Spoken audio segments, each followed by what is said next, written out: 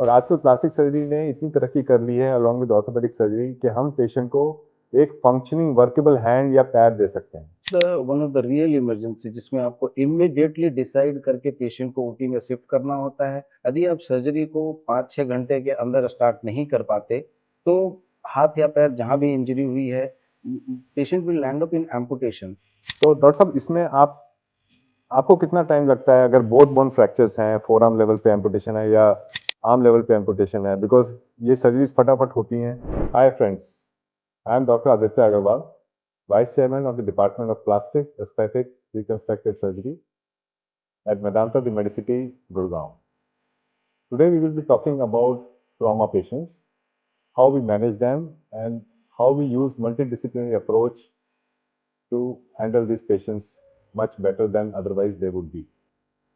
So I have with me today Dr. Rakesh Kumar. He is the director at Accord Hospitals, Faridabad. And today we will be discussing about how trauma patients can be managed effectively using teamwork and using the best resources available to us today. So Dr. Rakesh, as an orthopedic surgeon, you see so many trauma patients. Yeah. So what are the commonly seen patients you see in the emergency or in trauma? So in emergency, so normal fracture is one of the part we see daily, but many times we see patients with multiple injuries. They have a head injury, chest injury, or the fracture is compound, like fracture is open to outside. So these kind of injuries are very complicated and it needs a multidisciplinary approach like plastic surgeon or thoracic surgeon. So whenever we have multiple injury, so we need a multidisciplinary approach. Yeah, right. So आजकल हम लोग देखते हैं कि हमारे पास emergency में patients जब आते हैं तो अगर उनके टांग में इंजरी है तो काफ़ी मांस फट गया है, हड्डी टूट गई है, there is loss of tissue और साथ साथ हड्डी भी फ्रैक्चर है। और इससे भी जो खतरनाक इंजरीज होती हैं जिसमें कि पूरा पार्ट और अंग अलग हो जाता है, specially the arm, forearm amputations which are also very common because of the industrial accidents, also because fast moving traffic है, हाथ क्रश इंजरी हो जाती है। सो हम ये देखते हैं कि these kind of patients will always be managed along with our orthopedic surgeon colleagues, क्योंकि fracture fixation is a very important part. So doctor Rakesh, I would want to hear from you कि जब ऐसे पेशेंट्स आते हैं और जब सबसे पहली बार आप इनको देखते हैं तो आप किस लाइन पे जाते हैं after the initial assessment, because I also feel that fracture fixation is the first part in managing these patients. सही कहा आपने सर। Fracture fixation is one of the part, but we have to see the patient as a whole. सबसे पहले तो हमें ये देखना होता है कि कहीं कोई ऐसी इंजरी नहीं जिसमें लाइफ एट रिस्क है, तो सबसे पहले तो हमें उसके लाइफ को बचाना है। सेकंड कम्स योर हाथ या पैर में यदि चोट लगी है तो हाथ या पैर को कैसे बचाया जाए। इसमें ऑर्थोपेडिक्स एक पार्ट होता है, साथ में यदि कोई नसों की इंजरी है, कोई वैस्कुलर इंजरी है तो हमें कोई वैस्कुलर सर्जन की ज़रूरत होती है। जैसा कहा आपने, मांस फट गया है, हड्डी बाहर की तरफ दिखाई दे रही है, मसल इंजरी है, तो उसमें हमें एक अच्छे प्लास्टिक सर्जन की भी ज़रूरत होती है। तो ऐसे में हमें एक मल्टी डिसिप्लिनरी अप्रोच चाहिए होता है। आई थिंक आपने बिल्कुल ठीक बोला है। तो ऐसे पेशेंट्स में हम सबसे पहले ये देखते हैं कि उनका एयरवे मेंटेन है, ब्रीदिंग चल रही है कि नहीं चल रही है, सर्कुलेशन ठीक है, जान का भी और जहान का भी। Limb is very important but not at the cost of losing a life. So हम ये हमेशा कहते हैं कि लाइफ ओवर लिम्ब। तो सबसे पहले आप लाइफ बचाएंगे पेशेंट की, उसके बाद हम सोचते हैं कि फिर अगर लिम्ब बच सकता है तो उसको बचाया जाए। जैसे डॉक्टर राकेश ने कहा, ये मल्टी डिसिप्लिनरी टीम वर्क है। पेशेंट को असेस किया जाता है, ये देखा जाता है कि सारे पैरामीटर्स नॉर्मल हैं, पेशेंट के ब्लड रिपोर्ट्स भेजी जाती हैं, एक्सरेज होते हैं, सीटी स्कैन्स होते हैं। और अगर कोई और इंजरी है, स्पेशली मैं बोलना चाहूँगा बिकॉज हमारे साथ कई बार ऐसा हो चुका है, जो पॉलीट्रॉमा वाले पेशेंट्स होते हैं, हाथ की और पैर की इंजरीज तो आपको दिखाई देती है, लेकिन जो पेट की इंटरनल इंजरीज हैं वो आपको नहीं पता चलती है। तो there is a term called a trauma protocol. Trauma protocol is followed. उससे सारे जो स्कैन्स जो जरूरी हैं पेशेंट के किए जाते हैं, जिससे कि कोई हिडन इंजरीज हैं जो कि पता लग जाए, so that they can also be manage at the same time. So again multidisciplinary team, prioritizing, triaging, और ये सबसे इंपॉर्टेंट चीज़ है कि पेशेंट की लाइफ सबसे पहले बचाना जरूरी होता है। उसके बाद हम बाकी टीम्स को साथ में इन्वॉल्व करते हैं। हमेशा there is a lead surgeon. So as a plastic surgeon sometimes मेरा रोल सबसे इंपॉर्टेंट और पिवटल होगा। कई बार ऑर्थोपेडिक सर्जन का होगा, कई बार थोरेसिक सर्जन का होगा, क्योंकि ये सब डिपेंड करता है कि पेशेंट किस कंडीशन में हमारे पास आया है। तो डॉक्टर राकेश, जब हम पहली बार ऐसे पेशेंट्स को देखते हैं तो काफ़ी गंदे होते हैं ये इंजरीज, गंद मिट्टी फंसी होती है, हड्डी खुली होती है।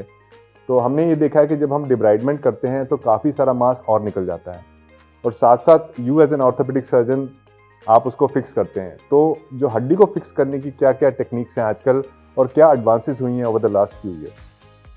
यदि ऐसा पेशेंट्स कंपाउंड इंजरी जिसे हम कहते हैं, हड्डी बाहर की तरफ दिखाई दे रही है और मसल इंजरी है, ऐसे में सबसे पहले हमें बोन को स्टेबलाइज करना होता है। इसके लिए जो हम इमरजेंसी में कर सकते हैं, जिसे हम एक्सटर्नल फिक्सेशन बोलते हैं, बाहर से बोन को फिक्स करना, वो एक रॉड और स्क्रू की मदद से उसे बोन को बाहर से फिक्स किया जा सकता है, जिससे बोन का हिलना रुक जाए और एक हम प्लास्टिक सर्जन का जो काम है उसे हम आसान कर दें। बिल्कुल, क्योंकि यदि हड्डी हिल रही है तो ऐसे में प्लास्टिक सर्जन के लिए भी मुश्किल होता है, कैसे हम मसल्स को स्टिच करें, मसल्स को कैसे हम रिपेयर करें।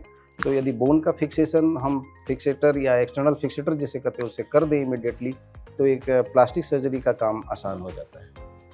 हमने ये भी देखा है, जैसे हम ऑर्थोपेडिक सर्जन के साथ काम करते हैं तो हम उनको बोलते हैं कि हम बोन को जल्द से जल्द कवर करें। आप भी ये चाहेंगे कि हड्डी कवर हो जाए, सो दैट उसमें डेसिकेशन नहीं हो, ड्राइनेस नहीं हो, और आस्ता आस्ता हड्डी खराब हो जाती है। राइट। सो अगर आपने एक्सटर्नल फिक्सेटर लगाया है तो कई बार फ्री फ्लैप करना और माइक्रो सर्जरी करना कई बार मुश्किल होता है। तो ऐसे केसेस में कई बार आप इंटरनल फिक्सेशन या अंदर से फिक्स कर देते हैं, सो दैट कि जो आपका इम्प्लांट है वो हम माइक्रो सर्जरी के द्वारा कहीं से टिश्यूज लेके वेसल्स को कनेक्ट करके उसको कवर कर सके। बिल्कुल, ऐसे में हम यूजुअली प्लास्टिक सर्जन उनका ओपिनियन लेते हैं कि किस डायरेक्शन में हमें बोन को फिक्स करना है। और कई बार ऐसा होता है कि यदि हम नहीं फिक्स कर पाते, बाहर से हमें फिक्स करने की जगह करने का स्पेस नहीं है, या प्लास्टिक सर्जन को कोई दिक्कत होगी, तो हम लोग कई बार एंटीबायोटिक नेल डालते हैं। एंटीबायोटिक नेल जो बोन के अंदर डाल दिया जाता है, और जिससे इन्फेक्शन के भी चांसेस कम होते हैं, और बाहर प्लास्टिक सर्जन को काफ़ी अच्छा स्पेस मिल जाता है अपने काम को करने के लिए। I think very right. And मैं एक और चीज़ बताना चाहूँगा, आजकल हमारे पास न्यूअर टेक्नोलॉजीज़ हैं, हमारे पास नेगेटिव प्रेशर वूंड थेरेपी है, जिसकी वजह से हम कई बार इन वूंड्स को मैनेज कर सकते हैं, बढ़िया तरीके से कवर कर सकते हैं। इनको कवर कर दिया जाता है और एक मशीन होती है जो कि नेगेटिव प्रेशर से वूंड को सारा गंदगी उनकी खींचती रहती है, साथ साथ वूंड हेल्दी हो जाता है। सो समटाइम्स कुछ पेशेंट्स होते हैं जिनको हम इमीडिएटली ऑपरेट नहीं कर पाएंगे, तो उन केसेस में ये negative pressure wound therapy helps us buy the time till we are ready to flap the exposed bone. Orthopaedic surgeons का रोल बहुत इंपॉर्टेंट होता है in patients who come to us with acute amputation, specially अगर arm level पे, forearm level पे amputation होते हैं। तो डॉक्टर साहब, इसमें आपको कितना टाइम लगता है अगर बोथ बोन फ्रैक्चर्स हैं, फोर आर्म लेवल पे एम्पुटेशन है या आर्म लेवल पे एम्पुटेशन है? बिकॉज ये सर्जरीज फटाफट होती हैं, टीम वर्क बहुत ज़रूरी है। आप कैसे उसको प्रोसेस करते हैं, कैसे फिक्स करते हैं, कौन सा पार्ट कहाँ प्लेट पहले लगती है, सो दैट आप फिक्स कर पाएँ और फिर उसके बाद हम we jump in and do the rest of the work? So it's the one of the real emergency, जिसमें आपको इमीडिएटली डिसाइड करके पेशेंट को ओटी में शिफ्ट करना होता है। सारी चीज़ें, चाहे वो ब्लड का अरेंजमेंट हो या दूसरे डिपार्टमेंट से कोऑर्डिनेशन हो, ये इमीडिएटली करना होता है। बिकॉज कि यदि आप सर्जरी को 5-6 घंटे के अंदर स्टार्ट नहीं कर पाते, तो हाथ या पैर जहाँ भी इंजरी हुई है, patient will land up in amputation. So of course we have to fix it as soon as possible and with whatever means we have available in the OT में जो भी सामान हो, जैसे भी हो, हमें उसे फिक्स करना है। वो प्लास्टिक सर्जन से डिस्कशन करके हमें प्लान कर सकते हैं कि किस डायरेक्शन में हमें फिक्स करना है। क्योंकि जब एम्पुटेशन हो गया तो हमें नर्व, आर्टरी यानी खून की नली या नस जिसे हम बोलते हैं, वो सारी चीज़ों का रिपेयर करना है। यदि एक ऑर्थोपेडिक सर्जन ने किसी भी एक गलत प्लेन में फिक्सेशन कर दिया तो वो फिर प्लास्टिक सर्जन का काम मुश्किल हो गया। तो इसलिए उनसे एक बार डिस्कस करके जिस प्लेन में हो सके, जो उनके लिए अच्छा हो, वो हमें करने की ज़रूरत है। हाँ, so accurate and aligned fixation बहुत ज़रूरी है। आई थिंक ये बहुत इंपॉर्टेंट पार्ट है। ये तो हो गया हमारा एम्पुटेशंस के बारे में बात की, जो कि हमें तुरंत करना पड़ता है, बिकॉज जो हमारे पास टाइम पीरियड होता है वो बहुत कम होता है। अगर मेजर एम्पुटेशन है तो हमें उसको विदिन 4 से 6 घंटे के अंदर उसको जोड़ना होता है।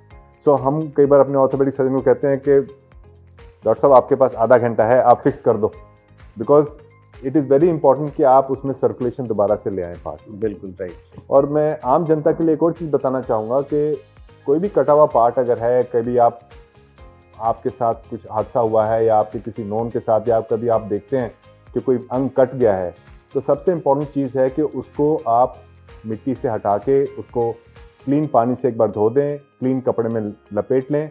अगर आपके पास सुविधा है आइस बॉक्स की या ऐसी कोई सिचुएशन है जहां आपको थोड़ी आइस मिल जाएगी, तो कपड़े में लपेट के आप उसको बॉक्स कर सकते हैं और उसके बाद तुरंत try to reach a good centre, a good hospital जहाँ की सारी फैसिलिटीज़ अवेलेबल हैं, जहाँ ऑर्थोपेडिक सर्जन अवेलेबल हैं, जहाँ प्लास्टिक सर्जन अवेलेबल हैं, जहाँ वेस्कुलर सर्जन अवेलेबल हैं।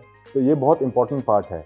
सो आई थिंक डॉक्टर राकेश, एक चीज़ और आप मेरे को बताएं कि अभी तक आपके करियर में आपके साथ कोई ऐसा केस जहाँ की आपको मल्टी डिसिप्लिनरी अप्रोच करनी पड़ी हो और आपको सही में लगा कि ये पेशेंट के लिए life and limb saving procedure था। ऑलमोस्ट हम अपनी प्रैक्टिस में तो मुझे लगता है हर महीने एक केस ऐसा देखता हूँ जहाँ पर ये डिसाइड करना बड़ा इम्पोर्टेंट होता है कि पहले पेशेंट की जान बचाई जाए, उसके हाथ को कैसे बचाया जाए। मुझे याद है एक हमारे यहाँ का खुद का हॉस्पिटल का स्टाफ था and he was celebrating Christmas day. उसी रात उसका एक्सीडेंट हुआ एंड क्योंकि वो बैचलर था, उसे किसी पे गाड़ी से एक्सीडेंट हुआ, हॉस्पिटल आया और उसका पैर, पूरे पैर की क्रश इंजरी हो गई। उसमें क्रश इंजरी हम लोगों ने उसको फिक्सेटर लगाया, उसके पैर को बचाने की कोशिश की। लेकिन 2-3 दिनों के बाद जैसा आप जानते हैं रीपरफ्यूजन इंजरी जी। होती है, जिसमें पेशेंट का लाइफ एट रिस्क हो जाता है, पेशेंट वेंटिलेटर पर चला गया। अब हमें डिसाइड करना था कि अब इसकी जान बचाई जाए या पैर बचाया जाए।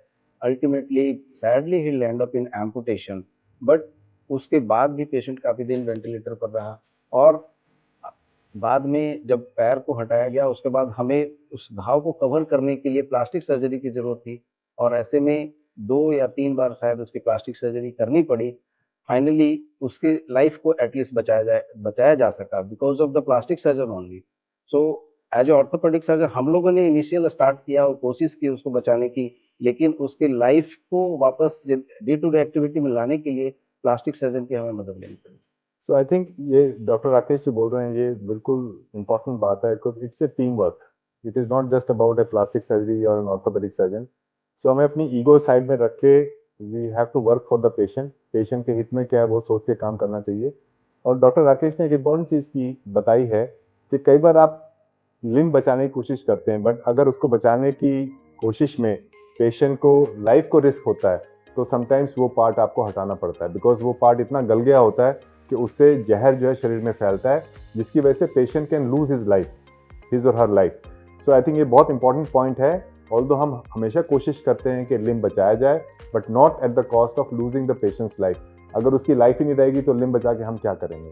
सो आई थिंक बहुत इंपॉर्टेंट टेक होम मैसेज ये भी है कि सबसे पहले पेशेंट को देखना पड़ता है, पेशेंट को बचाना पड़ता है, उसके बाद हम फंक्शनल एस्पेक्ट देखते हैं। और आजकल प्लास्टिक सर्जरी ने इतनी तरक्की कर ली है अलॉन्ग विद ऑर्थोपेडिक सर्जरी कि हम पेशेंट को एक फंक्शनिंग वर्केबल हैंड या पैर दे सकते हैं। और आजकल हमारे पास इतने अच्छे प्रोस्थेसिस भी हैं कि अगर आपका कुछ अंग नहीं बच पाता है तो प्रोस्थेसिस के सहारे आप अपनी डेली रूटीन पे वापस जा सकते हैं। So doctor Rakesh, in today's times, if you can just summarise in 25-30 seconds, अभी क्या लेटेस्ट डेवलपमेंट हैं जो ट्रॉमा पेशेंट्स के मैनेजमेंट के लिए हमें हेल्प करती हैं? अभी लेटेस्ट जैसे अभी एआई सारे सिस्टम में आ रहा है, मेडिकल सिस्टम में भी आ रहा है। 3D इमेजेस की मदद से हम बोन का एक 3D इमेज बना सकते हैं और कैसे उसका रिकंस्ट्रक्शन कर सकते हैं, ये बड़ा इंपॉर्टेंट है। सर्जरी करने से पहले ही एक आइडिया हमें एआई देता है कि आप ये करो, और सर्जरी के दौरान भी आप एआई का हेल्प ले सकते हैं। क्या आप जो स्टेप्स कर रहे हैं वो सही है या नहीं है, उसमें कुछ और करेक्शन कर सकते हैं या नहीं कर सकते। तो ये आने वाले टाइम में एआई हमारी काफ़ी मदद करने वाला है। यदि हम 3D रिकंस्ट्रक्शन या 3D प्रिंटिंग की बात करें तो ऐसे में फ्यूचर काफ़ी ब्राइट है इसका, और जिससे पेशेंट्स को आने वाले समय में काफ़ी उससे मदद मिलेगी और जो रिकवरी है या पेशेंट्स का आने वाले समय में जो एक्सपेक्टेशन है उसको हम पूरा कर सकते हैं। आई थिंक बड़े अच्छे से बताया आपने, एंड ये बिल्कुल ट्रू है कि एआई, रोबोटिक्स और साथ साथ 3D प्रिंटिंग, इससे जो ट्रीटमेंट है वो बिल्कुल चेंज हो गया है। Thank you doctor Rakesh, it was very nice talking to you. So दोस्तों, मैं ये समझता हूँ कि जो हमारी वार्तालाप हुई है मेरी और डॉक्टर राकेश के बीच में, as a plastic surgeon and orthopaedic surgeon हम जॉइंटली काम करते हैं। और ये आपको समझना है कि कभी भी ऐसा ट्रॉमा हो किसी भी आपके संबंधी को या कोई जिनके जानकार को, तो सबसे इम्पॉर्टेंट चीज़ है कि आप जल्दी से जल्दी बड़े हॉस्पिटल में पहुँचें जहाँ सब सुविधाएं एक ही छत के नीचे अवेलेबल हों, लेटेस्ट टेस्ट अवेलेबल हो, सो दैट जल्दी से जल्दी आपका ट्रीटमेंट और इलाज हो जाए और आपकी जान या लिम्ब को बचाया जा सके। Thank you very much for patient listening. I hope you enjoyed the podcast. Thank you doctor Rakesh.